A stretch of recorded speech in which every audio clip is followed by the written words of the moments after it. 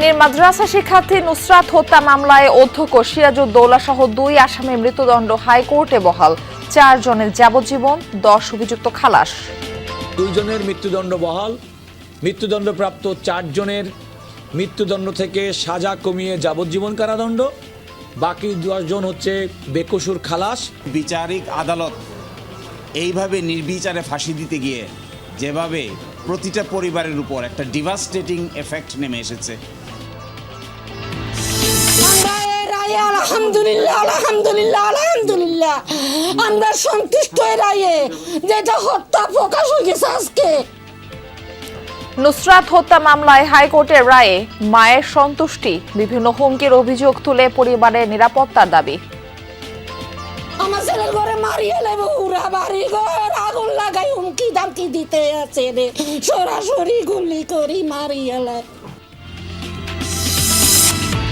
রংপুরে 4 মার্ডার নিয়ে স্বজনদের নানা প্রশ্ন, আসামিরা জবানবন্দি দিলেও ময়নাতদন্ত আর ডিএনএ রিপোর্টের অপেক্ষায় পুলিশ। যে কোনো কেউ ষড়যন্ত্র আছে, মানে অন্য লোকও আছে, অন্য কোনো জিরো আছে, আগে থেকে অনেক অন্য কোনো জের আছে।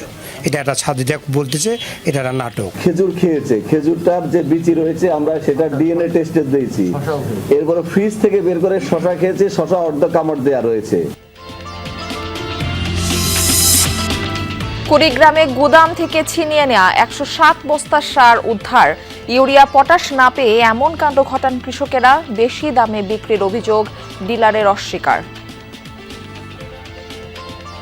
টাকা সংগ্রহ করে এবং ডিলার সেই ডিও করে সারটা নিয়ে আসে। আমার ১৭ টন মাল বাকি ছিল ৬৮ টনের মধ্যে। এই মালটা গত বৃহস্পতিবার নিয়ে আসছি, অর্থাৎ ২০ তারিখ আনার পর এই মালটা নিয়েই গোলযোগ আর কি। কৃষকের সাথে কথা বলছি, জানার চেষ্টা করছি যে এই গাফলতিটা আসলে বেসিক্যালি কার। বাগেরহাটে হাসপাতালগুলোয় বাড়ছে ডেঙ্গু আক্রান্তের ভিড়, সেবা দিতে হিমশিম অবস্থা কর্তৃপক্ষের, মশা নিধনে তৎপরতা বাড়ানোর তাগিদ। একটা সময় আসছি রুগী নিয়ে এবং কোনো বেড পাইনি, ফ্লোরের আসি। এই স্বল্প নার্স দিয়ে আমাদের এত রোগী সেবা করতে আমরা হিমশিম খেয়ে যাচ্ছি। আমরা চাই এই রোগ যেন আর না বাড়ে, রোগ প্রতিরোধের যে ব্যবস্থা সবাই মিলে সেই ব্যবস্থা আমাদের করতে হবে। যশোরের শার্শায় বিপুল পরিমাণ মাছ মরে যাওয়ার ঘটনায় চাঞ্চল্য, বিদ্যুৎ বিভ্রাট নিয়ে ঘের মালিকের দাবির সাথে একমত নয় মৎস্য বিভাগ, অসঙ্গতি পেয়েছে জেলা প্রশাসন। তার সাথে বিদ্যুৎ বিভাগের যে কর্মকর্তা বক্তব্যের পারস্পরিক অসঙ্গতি আছে। একটা উচ্চ পর্যায়ের কমিটি করে দিচ্ছে, কমিটি হয়তো বা খুব দ্রুত রিপোর্ট দিলে আমরা তখন প্রকৃত ঘটনা উদ্ঘাটন করতে পারবো।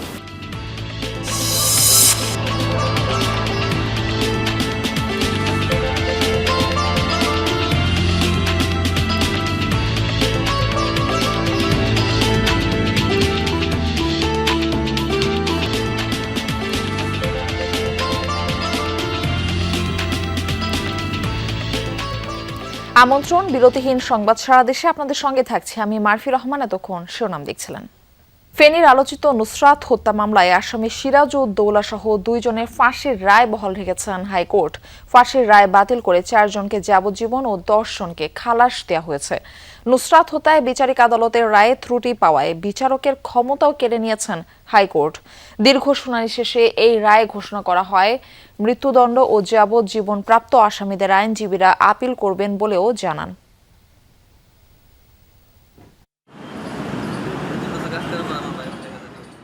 ২০১৯ সালের ৫ এপ্রিল ফেনীর সোনাগাজীর মাদ্রাসা শিক্ষার্থী নুসরাত জাহান রাফিকে পুড়িয়ে হত্যা করা হয়। এ ঘটনায় জড়িত থাকা ইসলামিয়া ফাজিল মাদ্রাসার অধ্যক্ষ সিরাজউদ্দৌলা সহ ১৬ জনকে দেওয়া হয়েছিল ফাঁসির রায়। বিচারিক আদালতের রায়ের পর ১৬ জনের ফাঁসি নিয়ে উঠেছিল নানা প্রশ্ন।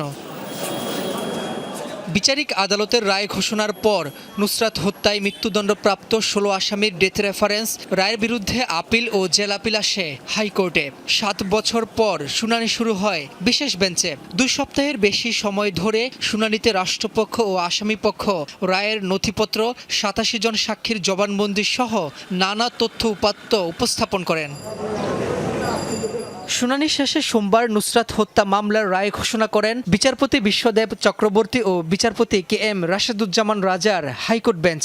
শুরুতেই বিচারক জানান, তাদের এই রায় কেবল মামলার সকল নথিপত্রের উপর ভিত্তি করেই ঘোষণা হচ্ছে। রায়ে আসামি সিরাজউদ্দৌলা ও শিক্ষার্থী শাহাদাত হোসেন শামীমের মৃত্যুদণ্ড বহাল রাখেন হাইকোর্ট।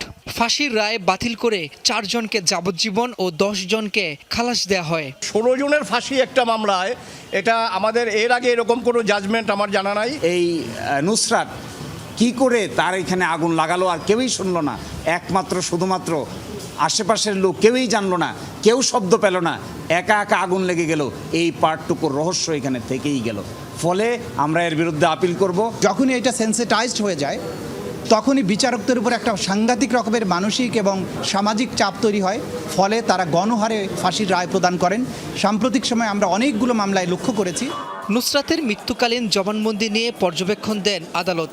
বলেন, মানুষ যখন জানেন তিনি মৃত্যুশয্যায় তখন তিনি কাউকে অন্যায়ভাবে জড়ান না। হাইকোর্ট জানান, জবানবন্দিতে নুসরাত 4 জন আগুন দিয়েছে উল্লেখ করলেও কারো নাম বলেননি। শুরুতেই এই ঘটনাটাকে একটা আত্মহত্যা বলে চালিয়ে দেওয়ার প্রবণতা বেশ কয়েকটা আসামির মধ্যে ছিল, যেটা অন্যান্য সাক্ষ্য দ্বারা প্রমাণিত হয়েছে। ডাক্তার উবায়েদের এই যে মৃত্যুকালীন জবানবন্দির রেকর্ডটাকে আদালত অলঙ্ঘনীয় এভিডেন্স হিসেবে গ্রহণ করেছেন এবং তার জবানবন্দিটাকে এই রায়ে দেওয়ার ক্ষেত্রে বিবেচনা করেছেন। নুসরাত হত্যা মামলায় বিচারিক আদালতের দেয়া 16 জনের মৃত্যুদণ্ডের রায়টি ত্রুটিপূর্ণ হয় তৎকালীন ফেনীর নারী শিশু নির্যাতন দমন ট্রাইব্যুনালের বিচারক মামুনুর রশিদের বিচারিক ক্ষমতা কেড়ে নিয়েছেন উচ্চ আদালত।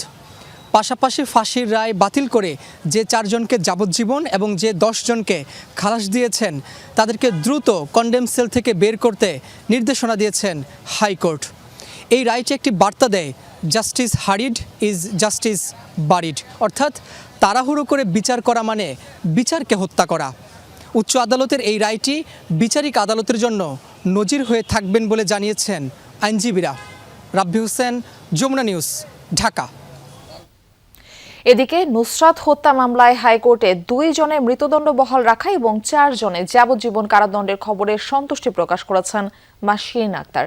তবে বিভিন্ন হুমকির অভিযোগ তুলে পরিবারের নিরাপত্তার দাবি করেছেন তিনি। স্থানীয়রা বলছেন, উচ্চ আদালতের রায়ের মধ্য দিয়ে বিতর্কের অবসান হয়েছে। ফেনীর চাঞ্চল্যকর নুসরাত হত্যা মামলায় আসামিদের ডেথ রেফারেন্স আপিল ও জেল আপিলের উপর রায় ঘোষণায় সোনাগাজী ইসলামিয়া ফাজিল মাদ্রাসার তৎকালীন অধ্যক্ষ সিরাজউদ্দৌলা ও শাহাদাত হোসেন শামীমের মৃত্যুদণ্ড বহাল রেখেছেন হাইকোর্ট। রায় শোনার পরপরই সন্তুষ্টি প্রকাশ করেন নুসরাতের মা শিরিন আক্তার। আমরা এই রায়ে আলহামদুলিল্লাহ আলহামদুলিল্লাহ আলহামদুলিল্লাহ আমরা সন্তুষ্ট এই রায়ে। শিরিন আক্তার বলেন, নুসরাত হত্যাকাণ্ডের পর অনেকে ঘটনাটিকে আত্মহত্যা বলে প্রচার করেছিল, কিন্তু এই রায়ের মধ্য দিয়ে এটি হত্যাকাণ্ড হিসেবে আবারও প্রমাণিত হলো। এটা হত্যা প্রকাশ হয়ে গেছে, আজকে নুসরাতের হত্যা করা হয়েছে। আমরা এই রায় আমরা আদালতের প্রতি অনেক শ্রদ্ধাশীল। এখন শুধু আমাদের নিরাপত্তার প্রয়োজন। আমার ছেলের ঘরে মারিয়ে নেব, পুরা বাড়ি ঘর আগুন লাগাই হুমকি দামকি দিতে আছে রে, সরাসরি গুলি করি মারিয়ে নেব। নিরাপত্তার দায়িত্বে সবসময় যেরকম ছিলাম এখনও নিরাপত্তার দায়িত্বে থাকবো।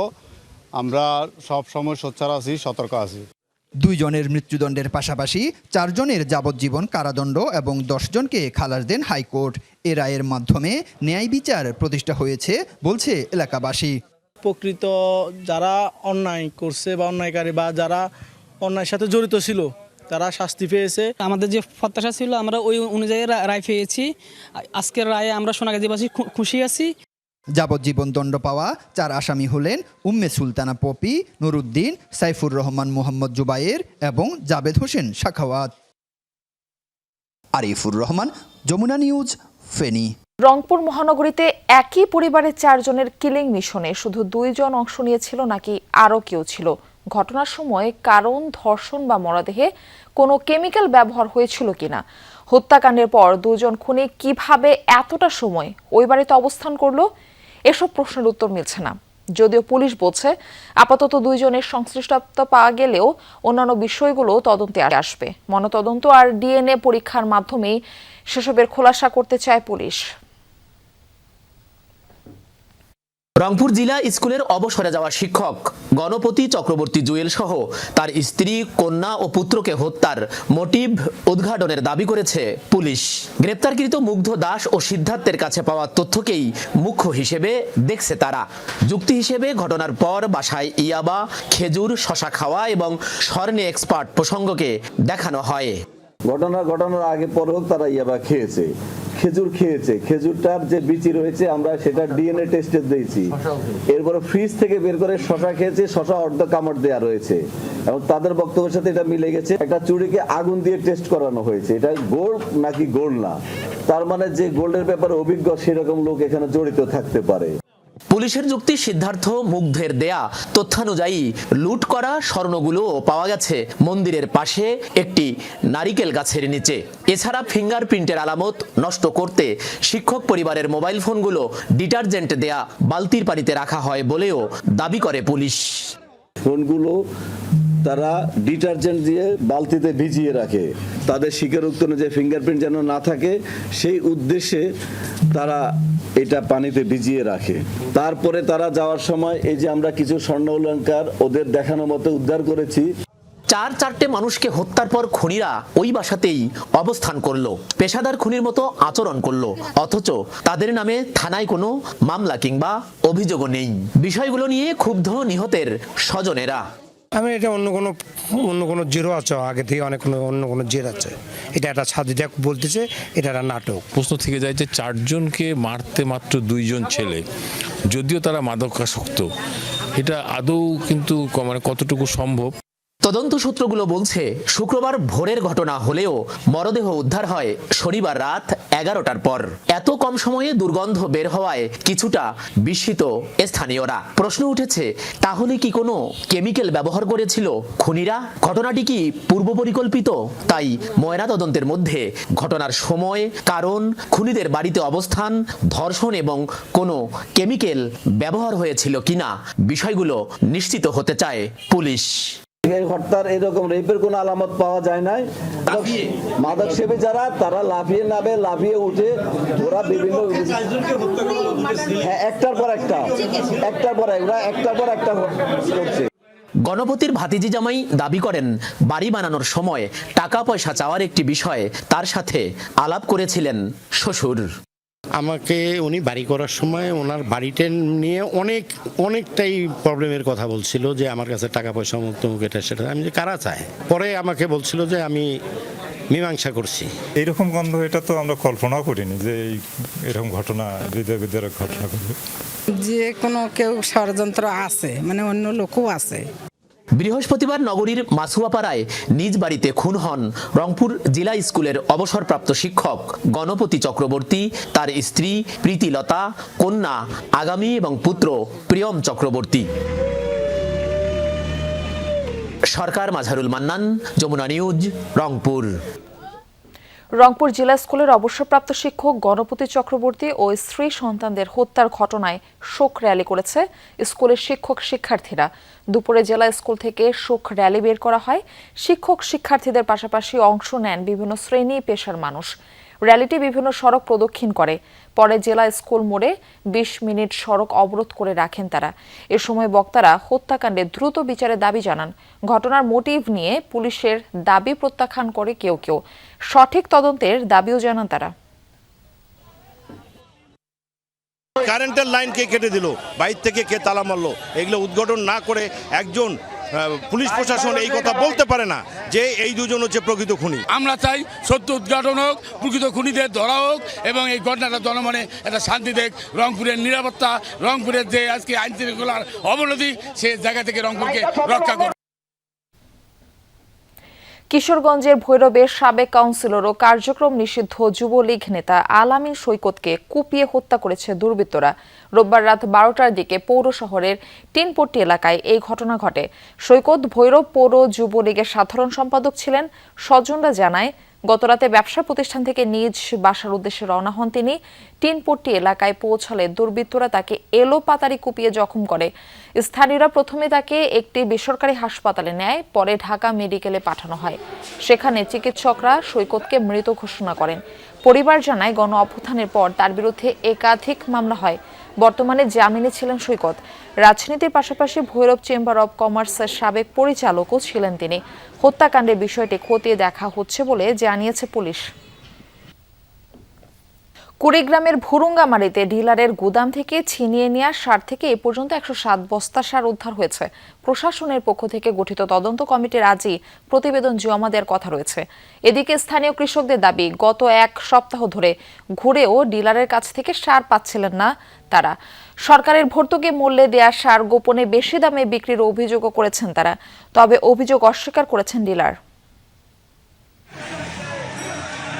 কুড়িগ্রাম ভুরুঙ্গামারী শিলখুরি ইউনিয়নে ডিলারের গোডাউন থেকে রোববার 2 শতাধিক বস্তা সার ছিনিয়ে নেয় স্থানীয় কৃষকরা।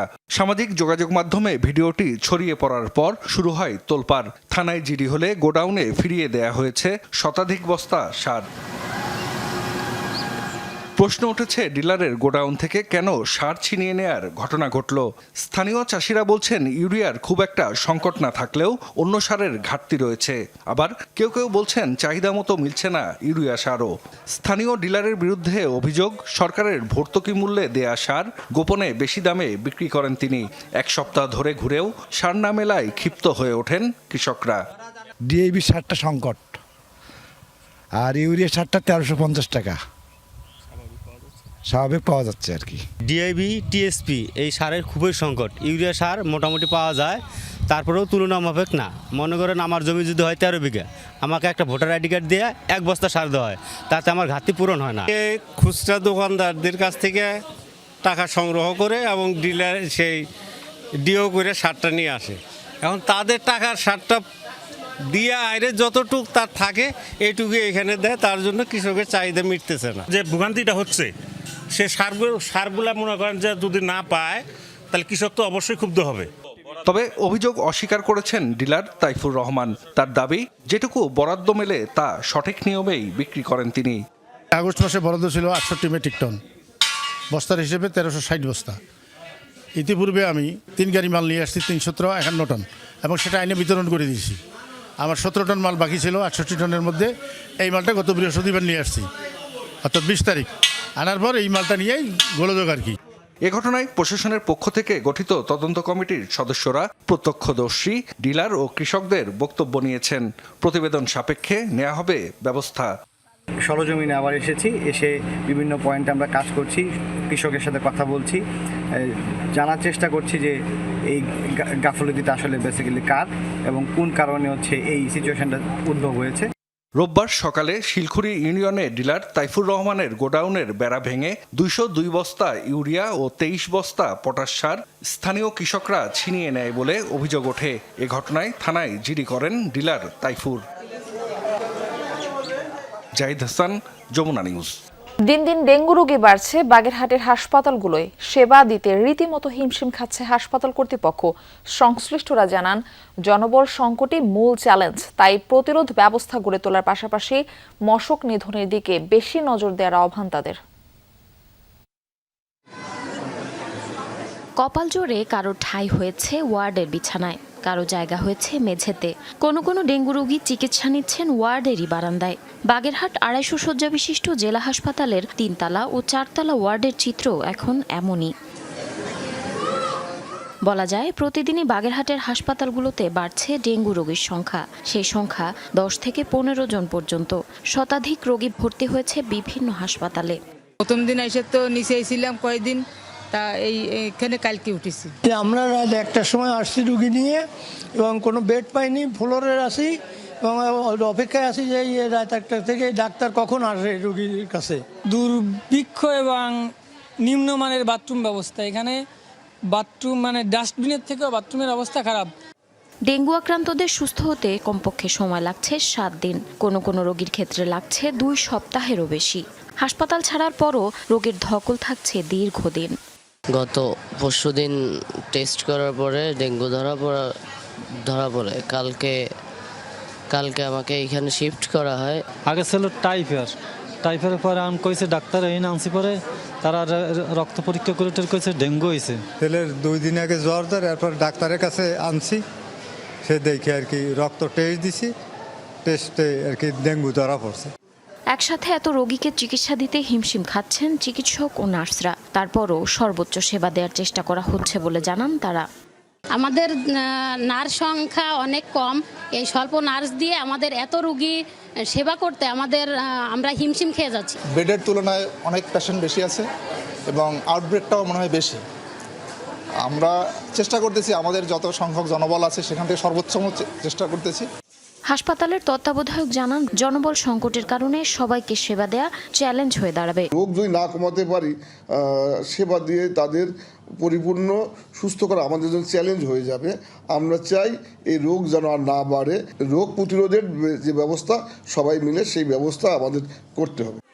স্বাস্থ্য বিভাগের তথ্য অনুযায়ী চলতি বছর ডেঙ্গু আক্রান্ত হয়ে জেলার বিভিন্ন হাসপাতালে চিকিৎসা নিয়েছেন 951 জন রোগী। বেসরকারি হাসপাতালেও চিকিৎসা নিয়েছেন অনেক রোগী।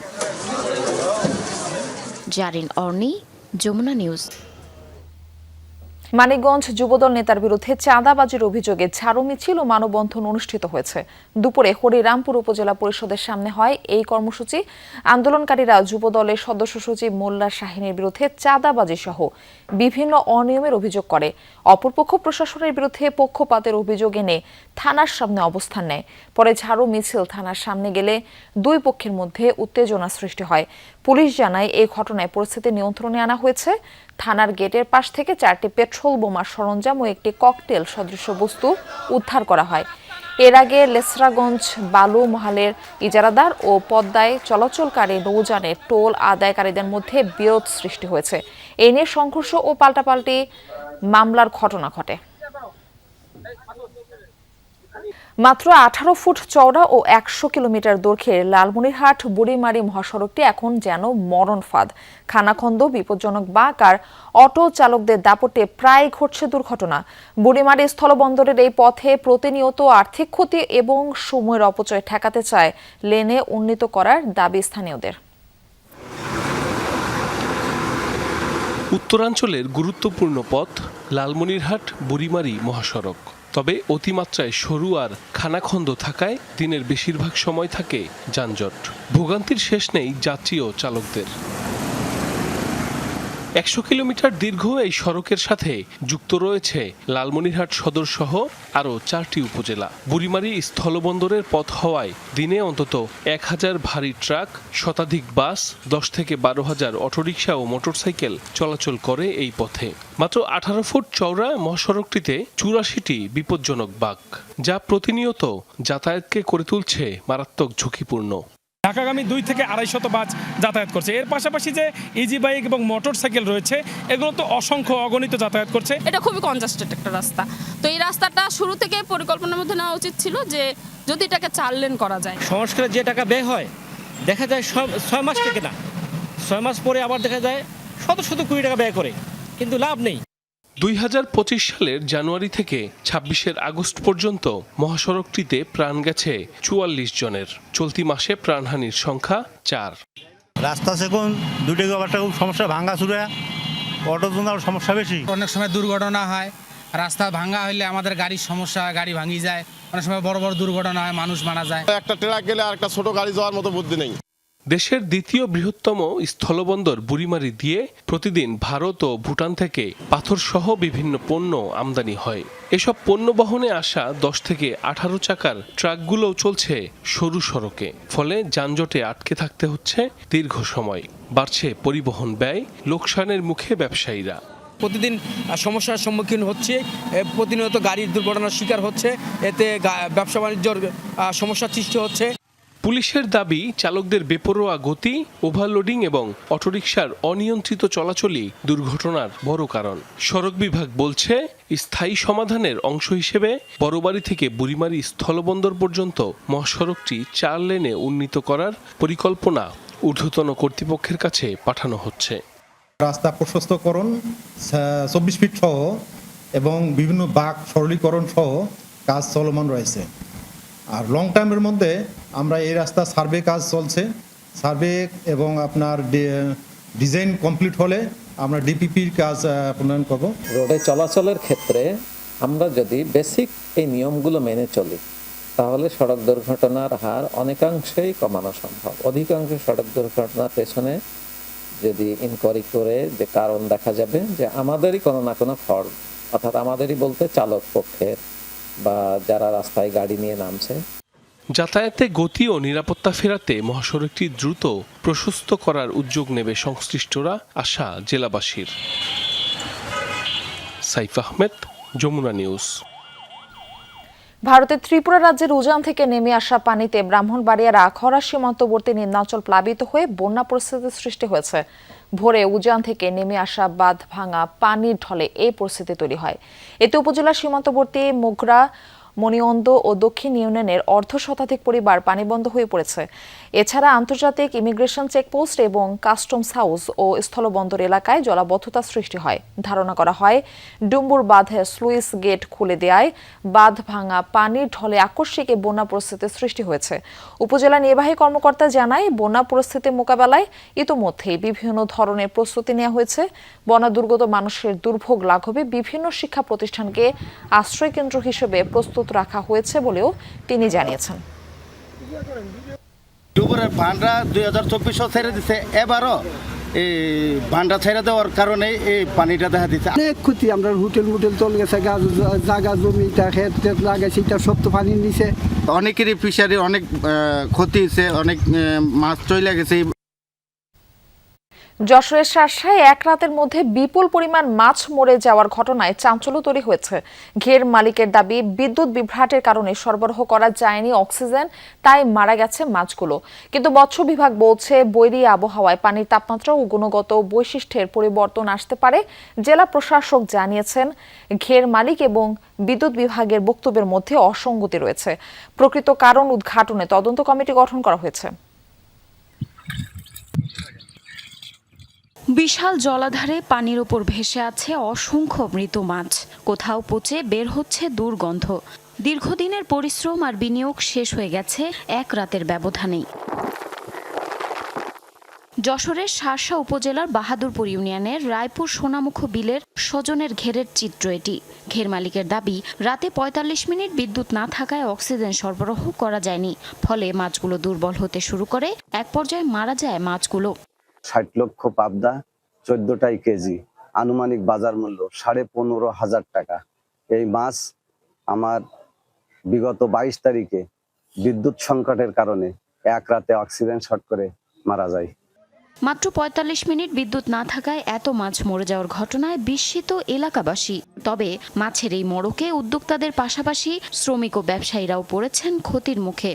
হঠাৎ করে শুনলাম যে এখানে অক্সিজেন ফেল এবং বিদ্যুৎ বিভ্রাটের কারণে মাছগুলো মারা যাচ্ছে। আমরা সকালে এসে যেটা দেখতে পেলাম সরজমিনে, প্রায় 450 থেকে 500 মন মাছ মারা গিয়েছে এবং মাছ মরে পচে দুর্গন্ধ ছড়াচ্ছে। আমরা তো পুরো হতবাক। পানির উপরে ফুলের মতো মনে হচ্ছে মাছ সব ফুটে আছে। সব নামি দামি বিভিন্ন ধরনের সাদা মাছ, পাবদা মাছ, রুই মাছ এবং তেলাপিয়া মাছ, এইসব মাছ এখন মারা গেছে। এখন মহাজনের খুব একটা গুরুতর খারাপ অবস্থা। বিদ্যুৎ না থাকার কারণে অক্সিজেন ফেল করেছে, তারা ওষুধপালা দিয়েও মাছ ঠেকাতে পারেনি। মাছের মৃত্যুর কারণ নিয়ে ভিন্ন ব্যাখ্যা দিচ্ছেন মৎস্য কর্মকর্তারা। তাদের মতে, বৈরী আবহাওয়ায় পানির তাপমাত্রা ও গুণগত বৈশিষ্ট্যে পরিবর্তন আসতে পারে। এতে পানিতে দ্রবীভূত অক্সিজেনের পরিমাণ কমে ঘেরে মোড়ক দেখা দেওয়ার আশঙ্কা থাকে। এই মুহূর্তে যে পরিমাণ পিএইচ আমরা মান পেয়েছি তা হচ্ছে 9, এটা বিকালের দিকে আরো বাড়বে, তাই এটাও একটা কারণ। এবং অক্সিজেনের যে ডেফিসিট আবহাওয়াগত কারণে প্রাথমিকভাবে এইটাই আমাদের মনে হয়েছে মাছ মৃত্যুর অন্যতম প্রধান কারণ। ওনার 42 একর পরিমাণ ওয়াটার বডি, সেখানে মাত্র 4টি বা 5টা এরিয়েটার আছে। এই এরিয়েটার দিয়ে বিদ্যুৎ 24 ঘন্টা থাকলেও প্রয়োজনীয় পরিমাণ অক্সিজেনের যোগান দেওয়া সম্ভব ছিল না। খামার মালিক ও বিদ্যুৎ বিভাগের কর্মকর্তাদের বক্তব্যে অসঙ্গতির কথা বলেছেন জেলা প্রশাসক। জানিয়েছেন, প্রকৃত ঘটনা উদ্ঘাটনে 3 সদস্যের তদন্ত কমিটি গঠন করা হয়েছে। ঘের মালিকের যে বক্তব্য, তার সাথে বিদ্যুৎ বিভাগের যে কর্মকর্তা, বক্তব্যের পারস্পরিক অসঙ্গতি আছে।